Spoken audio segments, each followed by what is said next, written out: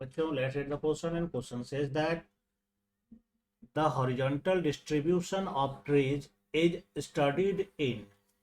यहाँ पर क्वेश्चन पूछा गया है कि हॉरिजॉन्टल डिस्ट्रीब्यूशन जो ट्रीज का होता है इसको किसके अंतर्गत स्टडी किया जाता है।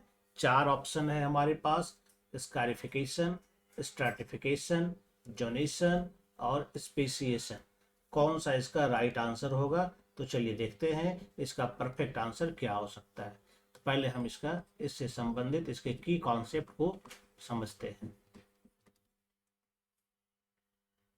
हॉरिजॉन्टल डिस्ट्रीब्यूशन ऑफ ट्रीज का मतलब क्या होता है, यानी कि ट्रीज को जो है हॉरिजॉन्टली डिस्ट्रीब्यूटेड किया जाता है, उसके बाद इसकी स्टडी की जाती है। तो इसको हम लोग क्या कहेंगे, तो एक एक करके सारे टर्म्स को पहले हम समझते हैं। जैसे फर्स्ट में है स्कारिफिकेशन।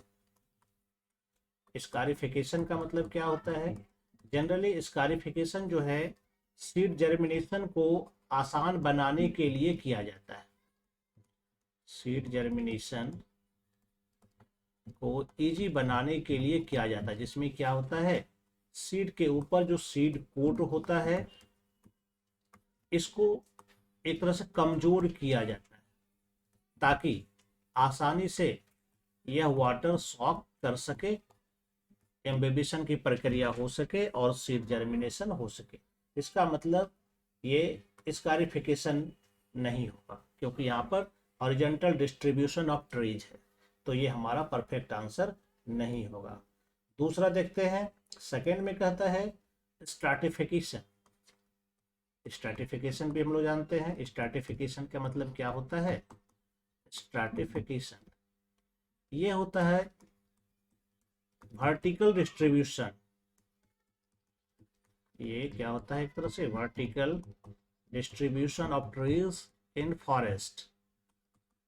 इसमें क्या होता है कि ये अलग अलग लेयरिंग तैयार करता है, जिसको हम लोग कहते हैं स्ट्रैटिफिकेशन कहते हैं। एक टॉप लेयर का स्ट्रैटिफिकेशन होता है, फिर मिडिल लेयर का और फिर बॉटम लेयर का। टॉप लेयर में ट्रीज के द्वारा होता है, मिडिल लेयर श्रब्स के द्वारा होता है, छोटे हाइट वाले प्लांट के द्वारा होता है, और बॉटम लेयर यानी हर्ब्स के द्वारा फिर बॉटम लेयर का स्ट्रैटिफिकेशन होता है। यहाँ पर ये भी हमारा राइट आंसर नहीं होगा। नेक्स्ट हमारे पास है ऑप्शन में जोनेशन। तो जोनेशन का मतलब क्या हो जाता है?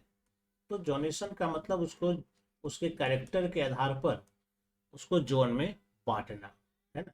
यानी कि जब हम ट्रीज को उसके कुछ कैरेक्टर्स के आधार पर हम उसको डिस्ट्रीब्यूट करते हैं उसके अलग अलग जोन में, तो इसको हम लोग कहते हैं जोनेशन।